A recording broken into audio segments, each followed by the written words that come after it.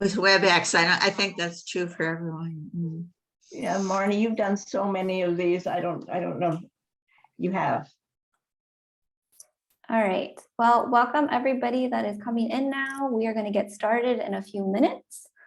So just hang tight. We will be recording this and putting this on Facebook and our website.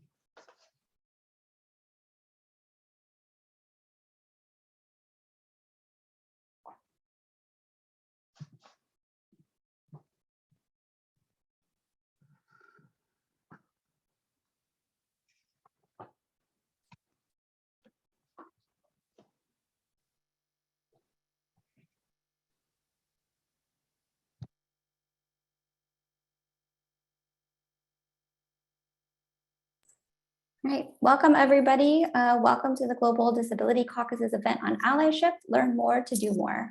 My name is Emily Lines and I'm Vice Chair of Democrats Abroad Germany and part of the Global Events team.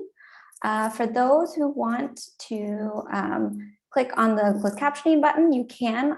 1 second while I get that going. Sorry about that. Okay. The live transcription is now available, so if you want, you can click on the CC button that's on the bottom navigation bar. We are also very fortunate to have Robin Babb with us today as our ASL interpreter.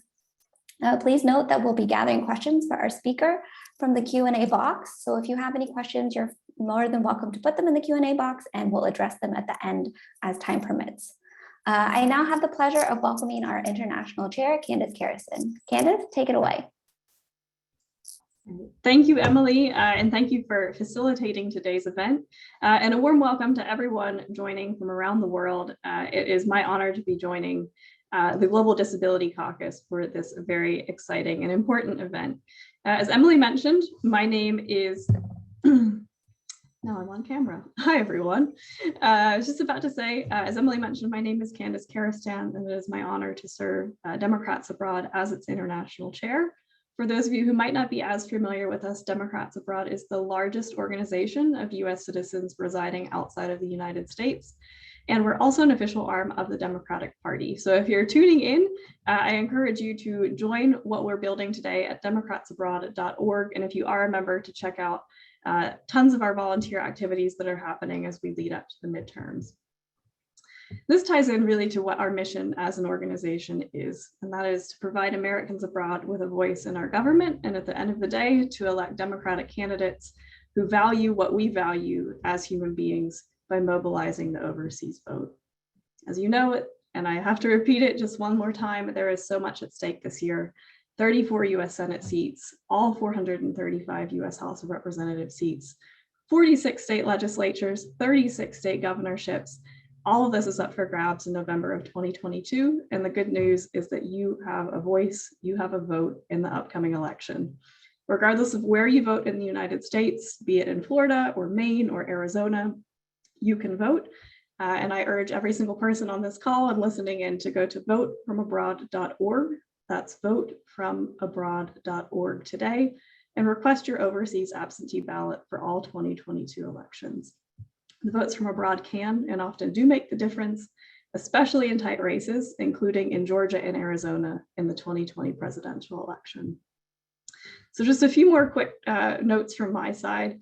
I wanted to talk a little bit about how Democrats Abroad is approaching the 2022 midterms. We've kicked off this new year with the goal of bringing the elections and the issues closer to you, the voters, because we know that it's important that you know who and what is on the ballot, and so that policymakers stateside know about the issues that are unique to you and their overseas constituents.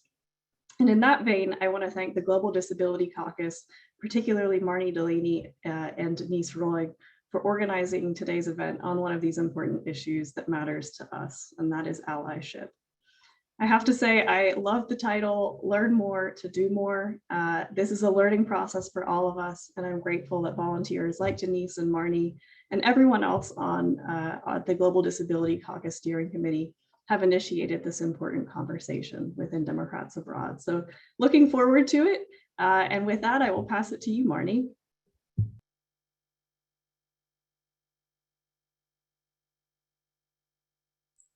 Oh, Marnie, you're on delete or you're on mute. Sorry. Okay, there we go. Okay, well, my name is still Marnie Delaney. I'm a 69-year-old white woman with long white hair sitting in front of a stack of books.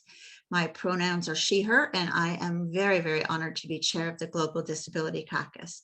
There are, in fact, at this moment, 11 global, I think, it keeps rising, but 11 global caucuses within the Democrats Abroad organization, including 3 which are very new and hungry for new members and new volunteers. That includes us, so I hope you'll consider joining with us, maybe even while we're talking. These communities provide a powerful way for individuals to find and work with others with whom they may identify in some way, to learn more about issues important to that community, to advocate for these issues with other members, with legislators and the administration, and to facilitate the election of candidates who support these critical issues. There are countless ways the concerns of these communities overlap, and there are countless ways that we can learn from each other and help each other accomplish great things. Our event today is in hope of building a deeper understanding of the issues confronting individuals with disabilities and those who love them, about what it means to be an ally, perhaps how to be a better ally, maybe a few things to stop worrying about, and definitely how, as an ally, you can make a positive change for the 1 out of 4 people who have a disability. I'd suggest that in becoming a better ally, you are making a positive change for yourself as well. I strongly believe that the more our various communities, our caucuses, share information, insights, goals, and strategies, the stronger we will become individually, as caucuses, and as an organization. The way we work for our various constituencies can only gain power and clarity when we consolidate our messages and speak together for the 9 million Americans living abroad with one voice. And the way to find that voice is to keep talking, sharing, exploring, and learning together. So thank you for being here today as the conversation continues. One quick note, I want to reiterate and encourage you to see if there's any way you can make a donation to Democrats Abroad today, or to ask your friends or family to do so. We have a lot of work to do in the election, and we also have a lot of work to do to build a more accessible organization. And we're going to need resources to be able to be truly successful doing that. And I really hope that you will consider doing anything that you can to help.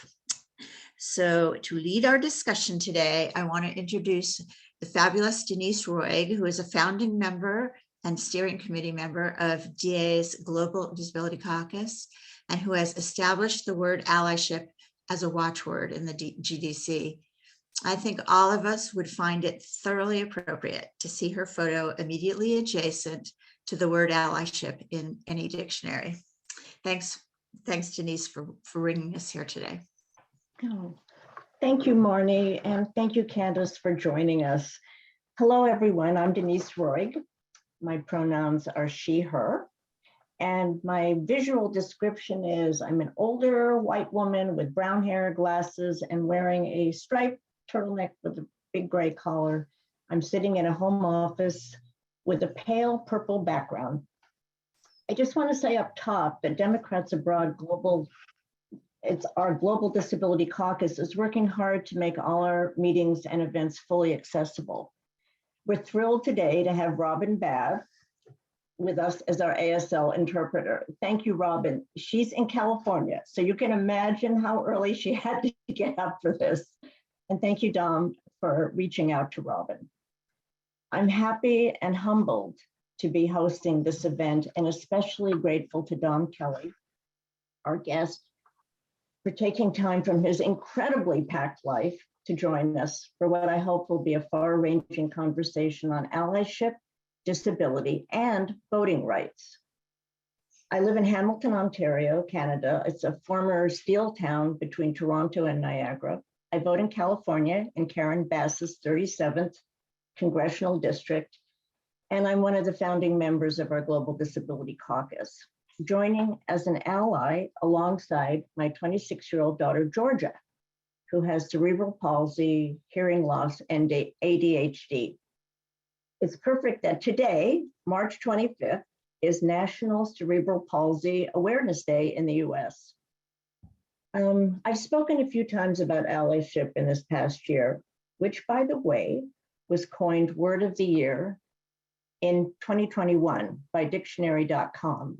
And also, by the way, I should say there's been some rethinking recently about the word ally itself, perhaps because it's been overused.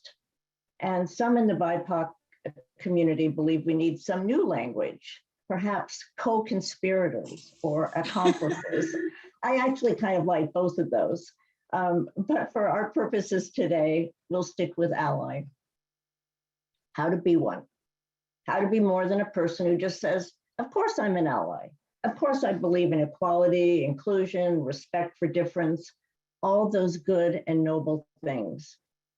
But after advocating with my daughter for her therapies, education, benefits, for informed understanding among our family and friends, I thought I knew something about allyship. Well, I did know some things, but my ideas were kind of old school, kind of top down, kind of the mama bear taking care of the baby bear, often speaking for my baby bear.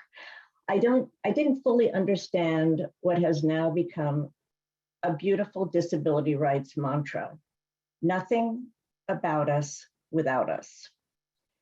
As a member of our wonderfully collegial Disability Caucus, and as a support to Georgia in her university program in disability studies, I'm coming to see how much more there is to being an ally, to having it be more than a feel-good label that I can stick on myself like a name tag.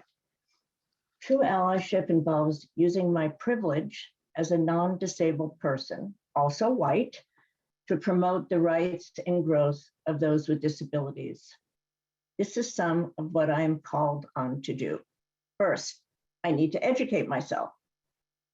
I can't expect someone else to clue me into the long history of systemic oppression of those with disabilities, nor to teach me about the disability justice movement.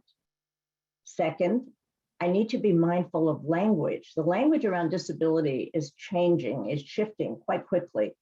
Disability first language or person first language, for instance.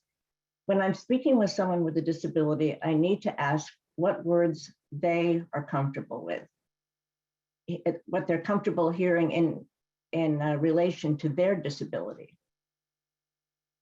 Third, I need to listen with generosity, listen to the stories, to believe that what is being shared and not diminish the impact of those experiences, and to ask the right questions, centering the conversation on the other person, because this is not about me. Fourth, I need to check my biases and relax my judgments. We all have them, but part of my journey as an ally with any community is to not close my eyes to those biases. And fifth, this is maybe the hardest one, except that sometimes I'm going to mess up, even with my best intentions. Particularly with disability, it's too easy to speak for someone and find out later that this was felt as dismissive, even insulting. Hard work? Yes, it is. But this doesn't mean that we give up trying to do what's right. And what's right is walking this walk together. So thanks so much for listening, and I can't wait to hear what comes next.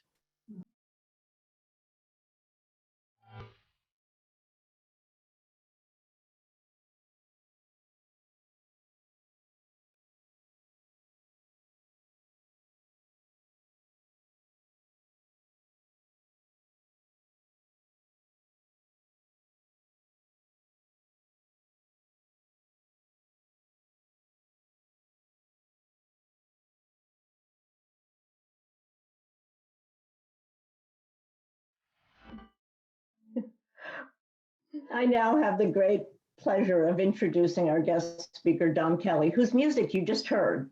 Dom has done so much in his first few decades on this planet that I can't wait to see what he does next, even in the next 5 years.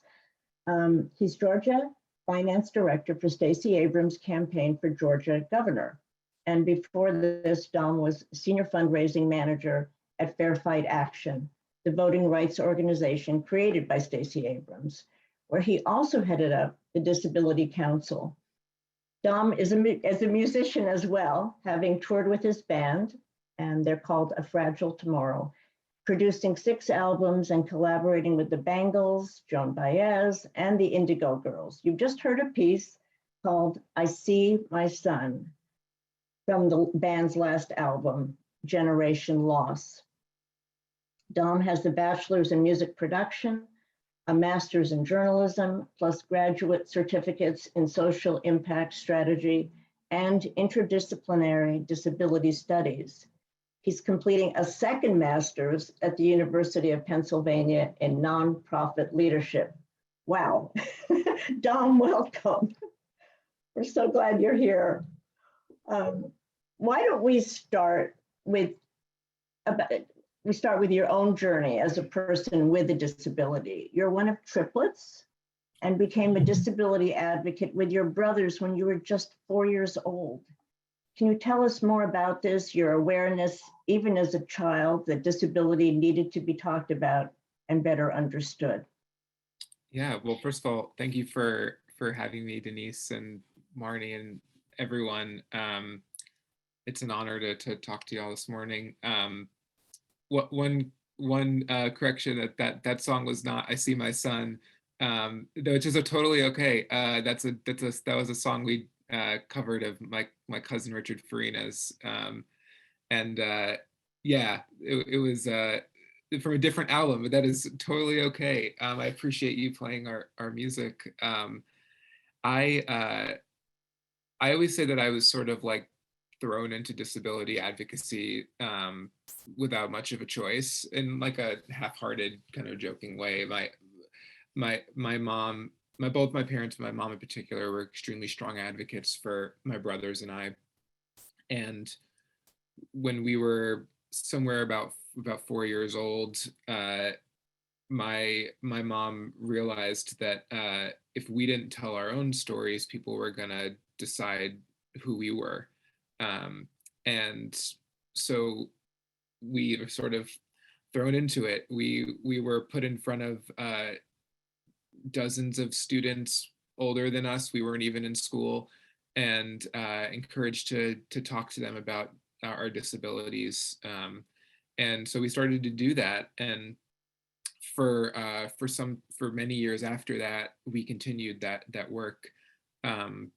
We talked about what it means to have a disability, what our disability looks like, how it impacts us, and we did that all through elementary school, all through middle school. We started a program in middle school. We talked to high school seniors for many years as kids, and got a lot of great feedback. And I think my fraternal triplet brother died when we were 6, and we were able to kind of continue that work in his honor. And I think as a kid, I understood early on that there were so many misconceptions about disability and what it means to have a disability, and understood that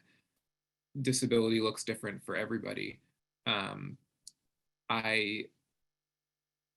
I think I had the privilege of being surrounded by other disabled kids growing up, aside from my brothers, but my mom had a career in this. She owned an early intervention agency, and we knew lots of kids with disabilities, so I was able to see that, but so many don't, and I was aware of that early on, that a lot of people around me, despite our best efforts to educate people, um, and and sort of build up allies, that a lot of kids weren't exposed to it, and so it made the work that much more important, so that people would understand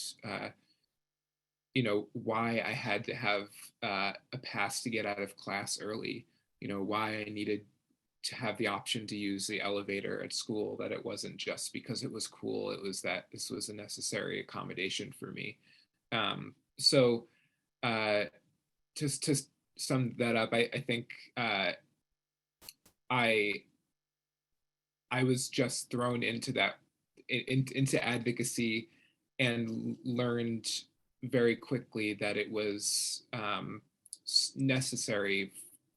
It was necessary work, and as I got older, learned that there were people who have been doing it for decades, and started to look to them and learn from them. Thanks, Dom. It's very, I knew part of the story, but, just not all of it. And I always assuming that you had parents who were just behind you all the way, and which makes all the difference, obviously. Yes. And I was going to ask, how was those early experiences in school addressing, especially, I can't imagine addressing older, you're a littler kid and you're talking to those big high school kids.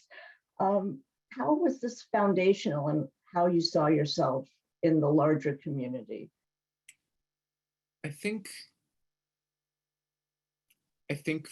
for me, it was I would say that I didn't come up against a lot of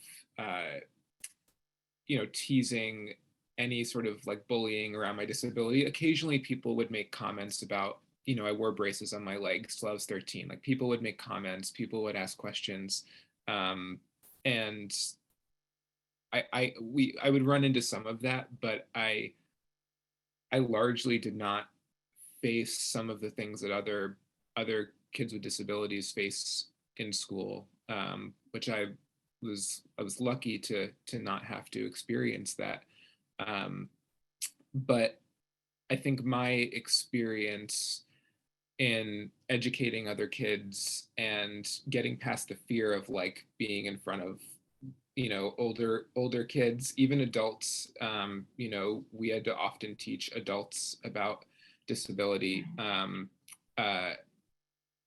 really helped me to find my own voice, so that I could better advocate for myself and my needs, so that I remember like having a teacher who it was a substitute teacher who didn't believe me that I needed to leave class early, and thought that I was just trying to get away with something. And it was embarrassing. It was in front of the class, and it was really upsetting. And it wasn't until I I had to know about why I had a 504 plan. Like, I had to understand the law and why I was protected at a really early age, that other kids didn't have to know about what a 504 plan was, or an IEP. Like, that was not something that most kids had to know, and I did, and I think that experience helped me to learn how to advocate for what I needed as I got older, as now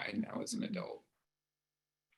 And it must have also built that ability to advocate for others as well, for sure. And that you had a school administration that also saw the value, the worth of your speaking to other students. Yeah, that's so important.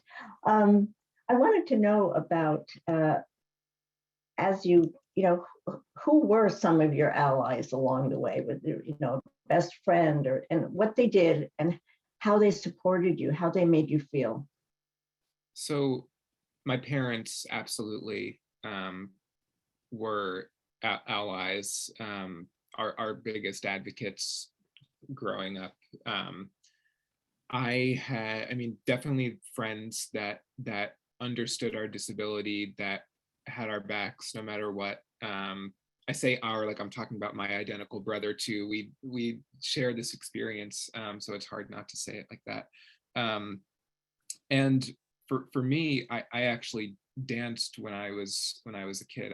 I my mom was did some dancing professionally. My grandfather did as well, and so I danced, and I go to dance class. I take the braces off my legs, and I loved it. And I will say that my dance teachers were incredible allies, and particularly I did hip hop for a number of years, and I taught hip hop for a couple of years. And my hip hop teacher uh, was just phenomenal, and is a dear friend, and always accommodated, me however I needed it. There were things that I couldn't do, and she accommodated my needs in real time, and I never felt like I was on the outside or I didn't belong in class. I always felt included, um, and that was incredible. And she is somebody that I think about when I talk about allyship. That I think about her often, because she, not that she didn't see my disability, she absolutely did, and I want people to see my disability. It is that she listened to me when I said what I needed, and she didn't bat an eye. It was just like, of course. And she gave me an opportunity to teach, which was incredible as a teenager, to get to teach little kids how to dance as a disabled guy. And it wasn't like, oh great, we're going to have this inspirational disabled guy dancer teach kids. Like, this was just like, she thought I was good enough to teach, and I got the chance to do it, and it was so empowering. And so she is, I just adore her, and she was such an incredible ally to me growing up.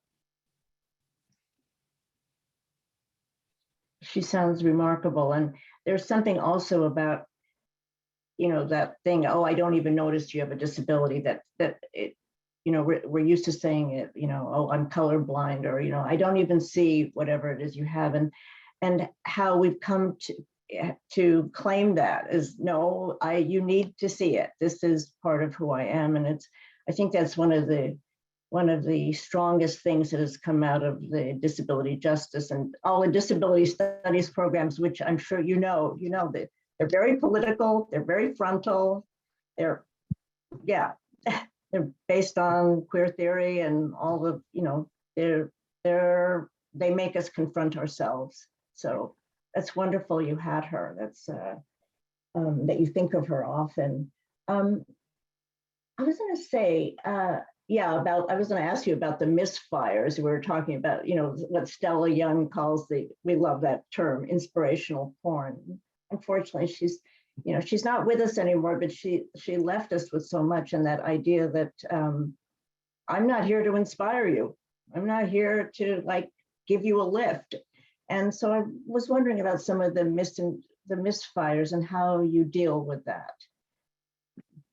I think I've always looked at it as an educational opportunity, especially if it's well-intentioned. I remember a teacher who, it was a home ec class, and this teacher said, in the beginning of the year, she announced in front of the whole class that whatever, there were maybe 3 or 4 of us in the class, and she named us and said, all of you are going to, when we take tests, I'm going to put you at a table by yourselves, and you can work together on the tests, and you can have some extra time.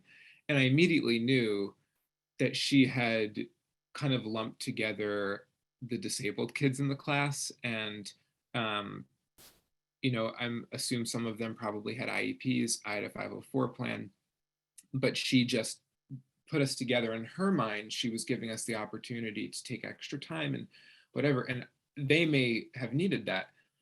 I didn't need that. So after class, I said, I went up to her and said, I really appreciate your intention. I actually don't need that accommodation. So I am perfectly happy to just take my test. And she said no.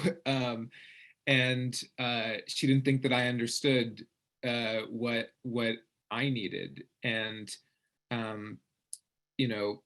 thank God for my mother, who, I grew up in New York. My mother was a feisty Jewish woman. There were, I tried to avoid calling her as much as I could, because I wanted to be able to advocate for myself. But I think that was an instance where I definitely called her, and everyone knew who she was. Everyone in our school district knew who my mother was. People in Albany at the state capitol knew who my mother was, and she helped turn that around. But I think about that a lot, because this teacher was very well intentioned, and fundamentally misunderstood disability and the variety of needs and accommodations that disabled students need. And that was one that I didn't need. And there are plenty of things like that have happened over the years. And I look at it now as an educational opportunity. I used to get pissed off about it, to be very honest. And now I look at it as an opportunity, and I think it's exhausting for disabled people to have to teach you, and then especially when you continue to do the thing over and over again, it gets tiring. So I think, like, I can't speak for all disabled people, but I could speak for myself in saying that it is really important to just be willing to listen. And me as an ally to other communities, I have to be willing to listen as well, and keep my mind open so that I can continue to learn and do better. And that's, I think, what I would ask of others.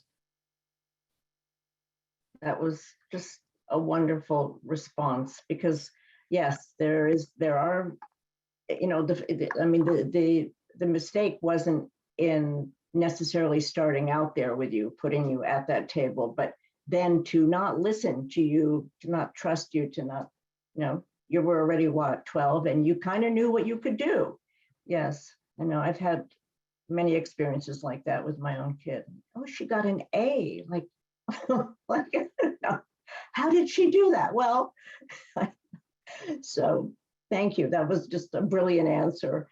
So you mentioned, it's a perfect segue, that you too are an ally when it comes to other communities. And what does it mean for you? How does that look as an ally? Yeah, I actually think that I'm an ally to the disability community as well, because I'm a cis straight white dude. Like, I'm disabled, but I benefit from white privilege, and lots of other privilege. And so I believe it is extremely important, especially as a disability justice advocate, it is not just important, required that multiply marginalized disabled people are have the are lifted up, that they are centered in the work. So I consider myself an ally within the disability community as well. And like I said, I think it's just important to be willing to learn, to say and do the wrong thing, but to not expect others to teach me. I remember when my wife and I met, she's a Black woman, and she said, like, I'm not gonna, I'll teach you some things, but I can't be the one to teach you about this stuff. And I had done what work I had done up to that point to learn, so which I think was very refreshing for her. But it was really good for me to hear that, for that reminder that, like, I as an ally can't expect for other folks to teach me because of their lived experience. Like, I have to be willing to put the work in and learn. And I think that's what I do in all of my work. I put the time in myself. And then when I am in a situation where someone is, teaching me, I'm just shutting my mouth. That's my opportunity to sit back and listen. Terrific answer, because I know even among some of Georgia's friends, they just go, I am tired of always having to bring other people up to speed. Just, sometimes I think just Google it. Just Google cerebral palsy. And you'll learn something in 5 minutes. I've had to teach doctors, my last physical therapist, about cerebral palsy. Some don't even know what it is, and it's quite exhausting sometimes. It is. But as an ally, knowing that that I'm not, you're not going to sit and teach me. Your wife's not going to sit and teach you, the entire history of Black oppression. So it's just, well, listen, we are not going to miss this opportunity of having you, a former staffer with Verified Action and currently Georgia Finance Director for Stacey Abrams' campaign for Georgia governor. That just changed, didn't it? I think you were national, or now you're deputy national, now you're Georgia. Okay.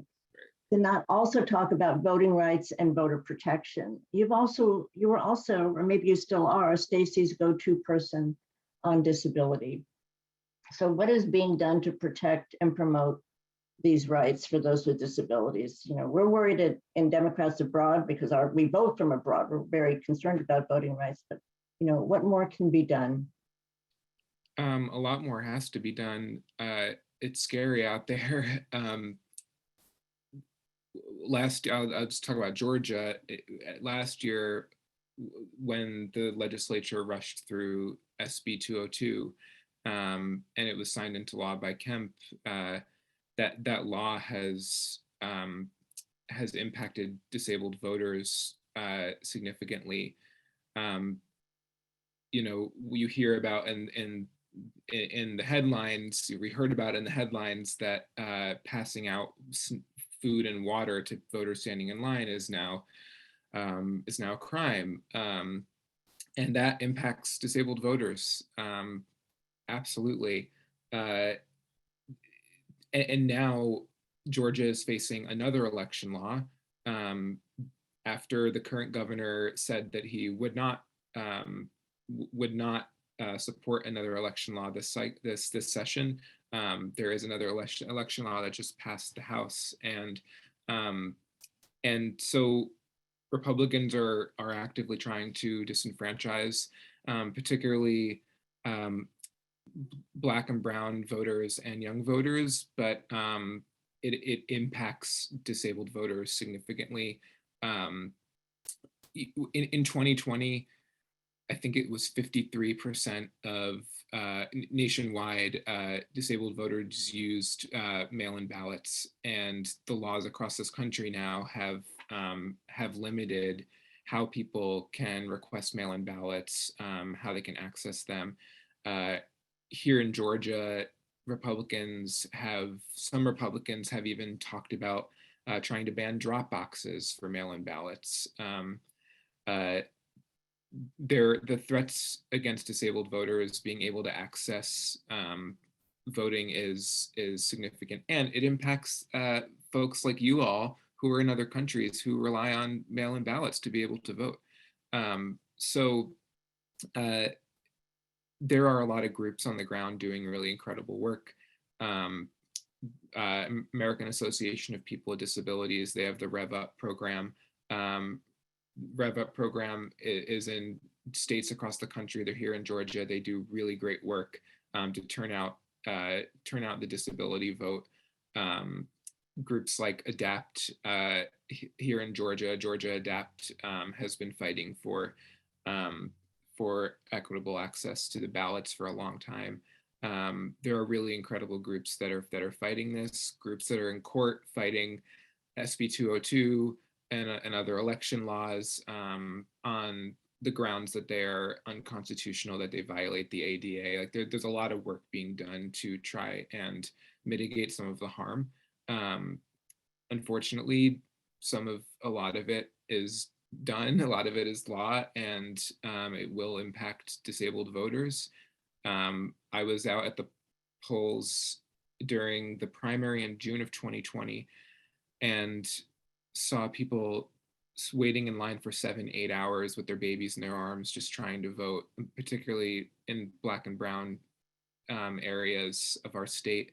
And that will continue, and that impacts even longer than 8 hours. Absolutely, that impacts disabled voters. It is scary, but I think it is our responsibility to continue to show up and do whatever we need to do to vote anyway. And that is my, like, we have to vote. Whatever we have to do to vote, we're going to vote. Disabled voters showed up in record numbers in 2020, and I believe they're going to continue to show up in record numbers because we know that our lives really do depend on it. Couldn't say that better. That's, it's our main mission in Democrats Abroad, is finding, there are so many of us, and to find them and encourage them to register to vote. We're numerous. I read, Dom, that your dream as a progressive Democrat is to support more progressive disabled candidates in running for office. And I'm wondering, what will that take, and what in your most technicolor dreams, and that's the name of one of your songs, would an America for all of us look like? It's a great question. That is one of my dreams. There is a great program called Elevate. It's a training program for disabled candidates, people who want to run for office and work on campaigns. It's run by the National Council on Independent Living. Sarah Blahovic runs that program, and they're phenomenal. They do phenomenal work to train disabled folks who want to run for office. And we need more programs like that. We need more disabled folks to step up. And I was able to be a trainer for that program this past year. I envision a country where, when I turn on C-SPAN, that I see, a person with cerebral palsy, at the mic talking about whatever issue they're arguing about that day, that's normal. Like,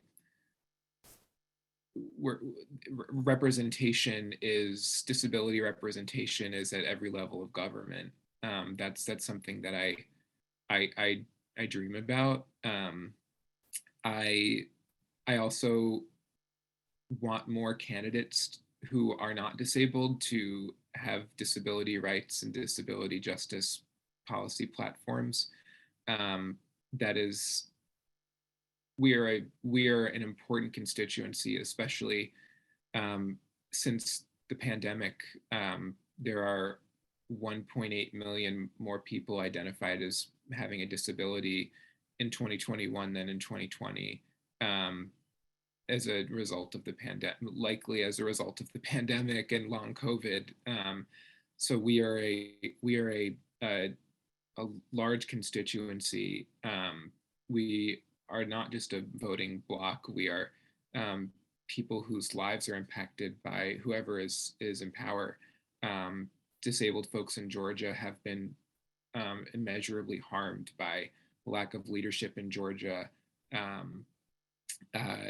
The unwillingness of the current governor to expand Medicaid, which has just, there are hospitals in rural Georgia that have closed.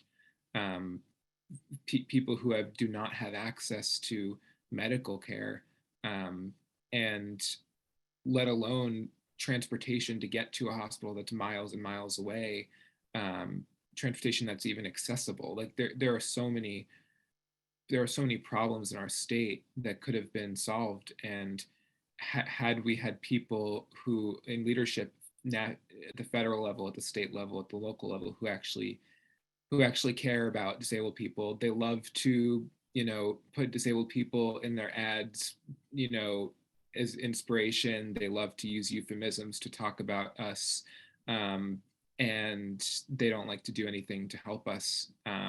It's why I know, and I hope it's okay to talk about our campaign. Stacey is the Democratic nominee for governor of Georgia. Stacey Abrams cares about disabled people. We worked hard on her disability rights policy platform, which we put out last week, and that we'll continue to develop and bring more disabled folks in Georgia into the conversation.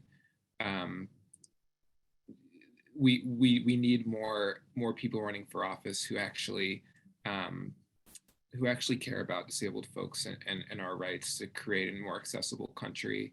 I would like civic education to be more accessible, more things in plain language, so that they're better understandable. There's just so many changes that we need to make in this country, and there's so much good that's been done over the years by incredible people. And I feel a responsibility now, for my generation and younger, to continue that work. And I think that happens when we have more of us running for office, and we have more of us working for people who are running for office and demanding that they talk about us. That, I know I'm going a little long, but we had our launch week. I wouldn't call it a launch week. We started our tour last week, and we started out in Atlanta, and Stacey mentioned disability in her speech, and afterwards I got emails from folks that I knew who were just so thrilled to hear her say the word disability. We're not talked about. We've been neglected during this pandemic, and to have leaders even mention us, let alone have a page on their website, dedicated to us and their plans for our community is just phenomenal. And so we need more of that. I won't go into my fundraising spiel for Stacey Abrams, even though that's my job. But I if I'm allowed to, I could share a Dems Abroad link in the chat to donate to Stacey Abrams' campaign. But regardless, we need more people like Stacey Abrams. We need more people like Ayanna Pressley, who is a member of the disability community herself, advocating for disabled folks. That is my dream. It's a beautiful dream, and we share it with you. You know we do. You couldn't have summed it up more perfectly. And so it's almost time, and we have one more speaker, but thank you, Don, from the bottom of our democratic hearts for joining us and for firing us up, really, for what's coming next. You know, September, I mean, November is, it feels like September, but November is just about here. And for telling us your story, because our stories are the connective tissue between all of us, and it's what binds, they're the things that binds us. So thank you so much again. And we hope that this conversation can continue. So, and we do have another guest with us this morning, Evelyn Riera of DA Germany, who is the chair and a founding member of the Georgia State team. Evelyn's not just keen to meet you, Don, but to tell us how this Democrats Abroad state team is supporting pivotal 2022 races in Georgia. Every Dems Abroad caucus, of course, is an ally with all our hardworking state teams. A lot of great work is being done in them. So thank you, Evelyn. The floor is yours. Oh, hi there. Hi, everybody. Thank you very much for having me. And it's a real pleasure to meet you, Dom. And thank you for sharing so much. It was very, very interesting. The state teams is a newer project in Democrats Abroad. And we were founded last year in about April, something like that, to focus on Georgia issues. I mean, the voting laws are different in each state. Situations are different in each state, so it makes sense to focus on the states, especially the battleground states. And Georgia is a battleground state, the great purple state. The turnout of overseas voters is very, very low. 6.8% of overseas voters vote, according to the Election Assistance Commission. That means that 93.2% do not vote. That's encouraging and discouraging at the same time. It means we have an incredible resource, and that's one of the goals of the state team, is to find these people, encourage them, educate them. Some people think they can't vote. There are other related issues. And even with this low turnout, I don't know if you know that in 2020, the Georgia overseas vote exceeded Biden's margin of victory in Georgia. In other words, without the overseas vote, Biden would not have carried Georgia. So there's a huge potential there of liberal Democratic voters who could make their vote count. We organize events. We just had a kickoff event with a keynote speaker, Nikema Williams, chair of the Democratic Party. We're organizing two Meet the Candidates events in April. We get our ballots 45 days before the election. That's federal law. And April 9th, which is the first event, is the day when overseas voters should be getting their ballots by email if they've requested to receive them by email. So that's one thing we do, is we organize events, and then we reach out to different organizations. We're reaching out to colleges and universities to see if we can somehow cooperate or look. Some of them have a voter package, but sometimes it's not made by somebody who really knows what to look out for. So, and there are other things, like we'd love to have Stacey later in the year if we could. I don't know if you can help us do that. We're reaching out to Senator Warnock. And we want to encourage U.S. Georgia House members to join the Americans Abroad Caucus, which is a body that wants to represent the issues of Americans abroad. And we do have issues. We have tax issues. There are special voting problems that we have, of course, et cetera, et cetera. So I just wanted to inform everybody that we're here, that there's a Georgia team, because sometimes I hear from people, oh, I didn't know there was a Georgia team. And I want to put our contact details. I hope my copy paste works right. That I'm not copy pasting. No, I did not. I'm sorry. Wait a minute. I think Emily can get that up there for you. I wanted to, no, wait a minute. I prepared something and I was, because I wrote a question in the chat, I deleted my copy paste. The first thing is our contact address, which is states. We don't have our own address yet. states@democratsabroad.org. You can stay in touch with us on Facebook. We have a group called Georgians Abroad, and that's the link right there.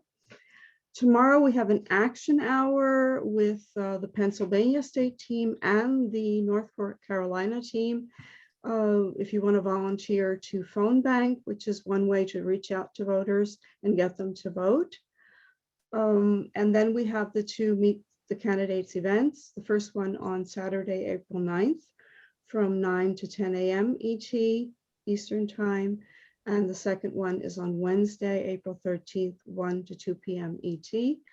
And we're inviting the Secretary of State's candidates, the Lieutenant Governor candidates, and we don't really know exactly who's coming yet. We've just started sending out the invitations, and I really don't, I only know one person has said yes for the 13th, but I'm sure we'll get more yeses.